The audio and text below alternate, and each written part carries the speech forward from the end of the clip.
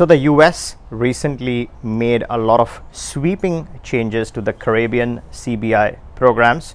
Now, I've covered this in a lot more detail. Now, if you are interested in the full list of all the changes that US was about to bring out with these programs, you can return and take a look at this link. This video talks about the entire coverage in a lot more detail. But in this video, I'm going to talk about whether it makes any sense to get these passports from a plan B perspective.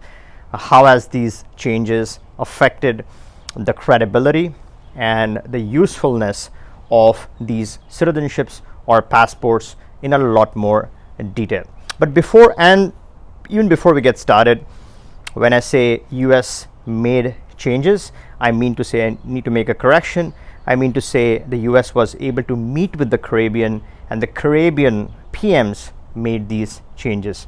Obviously, they're different countries, they're sovereign countries, they're their own nations. So eventually the authorized signatory would eventually be the PM. It's a legal thing, right? But the US was able to meet with them, lay down their expectations, and get these changes worked with these different Caribbean countries. The reason why the Caribbean would obviously listen to the US or accept the changes is because obviously they want to have a good partnership with the US. They depend upon a lot of the banking that they need. So having good relationships with the US, having that transparency, having the channel and the communication always is a win-win situation for all the parties involved in this equation. Now, in case you're new, make sure you are subscribed to my channel so you are always updated and informed on any breaking news, and also you get my analysis on that breaking news as it happens. Also turn on the bell notifications so you don't miss out on any of those important notifications. Now, what are the two main changes, right? If I have to sum up the whole thing, I think there are two substantial changes. Not that the other ones aren't, but these are the two main ones. One is the auditing, right? So if someone got this citizenship, that should not be the end of the story. Cyprus recently cancelled over 200 passports, right? It's a very large number. They must have done due diligence, but they cancelled those 200 passports. Obviously, after providing these citizenships, after collecting the donations, if there's anything wrong that they find out later on, then the country has the right to terminate the citizenships, obviously, and then prosecute the people who applied for it. So the concept is kind of similar, where if you're clean, if the investor is clean, they don't have to worry about it. It's a fabulous, fascinating option. They've done the payment, they've gotten the citizenship, they are now new citizens of a new country, which is always a great thing. But if they have done anything wrong, or if there are some issues or problems, underlying issues that weren't disclosed, or if they were discovered after the fact, then the audits would capture, would recheck, would re-examine, and eventually help the countries enforce their laws and rules, and eventually bring to book and prosecute the people who are involved in any wrongdoing. So in that sense, absolutely, I think it's a great change. It has made the process more Western friendly. There's more transparency, more identity management. The second big change was the need for recording interviews, right, of the applicants who would be participating, so that all of these initiatives bring more transparency, clarity, credibility. And there have been, obviously in the past, there have been allegations of abuse in these programs. So those type of situations would now be tightly governed, tightly regulated. So in that sense, absolutely, I think it's a very good change. What are these passports good for, and what are these passports not so good for? And again, this is not legal immigration tax advice. This is my personal understanding of the situation, my analysis and my assessment. This doesn't mean you have to follow the guidance. This is just my own belief and my own analysis on this topic, right? So what are these good for? Now, a lot of people don't mind the cash, right? Wealthy people, they would have 500, 600K, in that you can afford all 5 passports, so you can work on the numbers. So from a numbers perspective, if you want to stack up on Western friendly passports, then you can work on the numbers. It's great from a citizenship number standpoint. So that some people want to be dual citizens, 3 citizenships, 4 citizenships, even 5 citizenships. That is all now possible. These options are very Western friendly moving forward. So again, as long as you're clean, your funds are clear, you are an enthusiast. There are a lot of citizenship enthusiasts, a lot of hobbyists, right? Don't necessarily care about a plan B. All that they want is the numbers and the strength. So you can pay the amount and purchase these passports. And this is not a recommendation but for the people who want to do that, I think this is a great clean option. As long as the funds are clear, funds are clean, it's a great thing to stack up on the numbers. Is this a plan B? Now, a lot of people do find this as a plan B, but in my opinion, I would not prefer any of these options for banking, travel, or plan B. Now, regarding banking, now the banks are aware, right? They have a list of all these things going on. They're not in this today's day and age. They obviously have all the instructions from different government entities. There is some mechanism in place to track and monitor these passport users, right? So, and in case you are curious what those mechanisms are, which are used by banks, IMF, various entities, there are current measures in place, there are future measures in the pipeline to track these citizens as they use these travel documents. And this is not to to harass these citizens. This is again to keep a check on these type of options, just because of the history of abuse related to these cases, right? And if you want to learn what are the initiatives that are in place, you can return and check this video. This talks about the entire tracking, monitoring, surveillance, current initiatives, future initiatives, etc., in a whole lot of detail. So that's just one thing, right? Regarding travel, again, flashy YouTubers aside, well, even they claim their true experience with travel.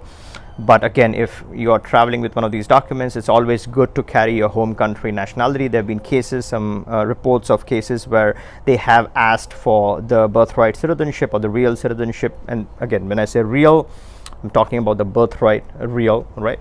Obviously, both are equally real citizenships, but it's always good to carry your regular passport, if you will, for lack of terms. That's much safer and straightforward, less questioning, less hassle, etc. Obviously, these are valid documents, you can still carry them. Some people experiment with that, and that's okay. But if you ask my opinion, I would stay clear from banking or travel. Regarding plan B, well, I don't think, and this is my personal opinion, right? A lot of people do see pride in plan B in these documents. Plan B is something which is not known for any of this, right? So they're not pay for passport schemes. There's some ties to the country. The countries are not well known for selling passports. So these tracking mechanisms and all these kind of checks that are put, they don't exist with regular options. And when I say regular options, I'm talking about residencies which are obtained not via cash purchase but via actual connection to the country. Now, connection is variable, right? You have solid connections, like if you see the US or kind of Canadian citizenships, it takes decades of time on the ground. You have to keep paying taxes every single year. You have to be a tax resident every single year in certain cases. And after 5, 10, 15 years of residency and paying taxes, that's when you actually get the citizenship in these countries. Whereas on the other side, you have some very flexible residencies and countries which allow rich individuals to create a flexible residency and a pathway. Of course, you need ties to the country, but they're slightly less, they're more flexible with the ties. Now, what are some of the very good options? I think some of the fantastic options in this domain are the South African permanent residency. There are three main reasons why someone would love this option.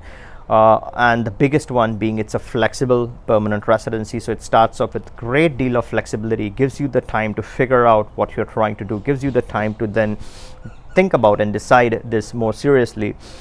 It also is very cheap, $6,800. As long as you satisfy some of the criteria, you can get the South African permanent residency.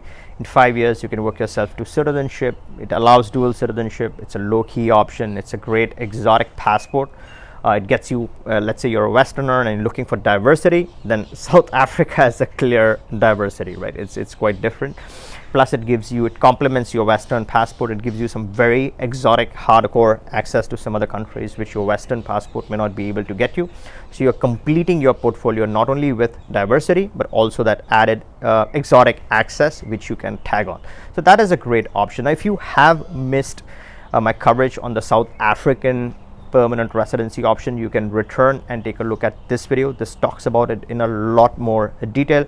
Now, and I also work with one of the best lawyers in South Africa, really a great lawyer. If you are interested in doing this yourself, then you can always join the membership on my channel, where I have a very detailed instructional guide. You'll get a lot of information with government sources.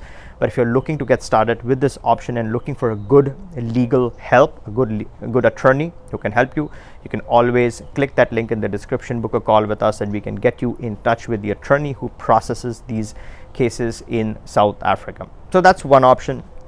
The other option, and the reason why Africa's makes a lot of sense, is for two very main reasons, big reasons. One is they speak English, right? So a lot of people in the Latin, they have to deal with the whole Spanish situation.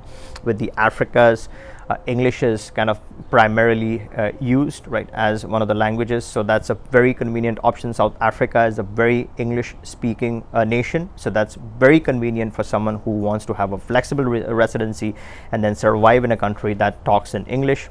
The second best option, the second reason why Africa's makes a lot of sense, is because the safety situation is drastically improving. Some of these African gems, not particularly only South Africa, I'm talking about some other African gems, they rank as #1 level in the safety rankings on the US Department of State website. So that's very different than some of the Latin options, which are, you know, ranking 2, 3 or more.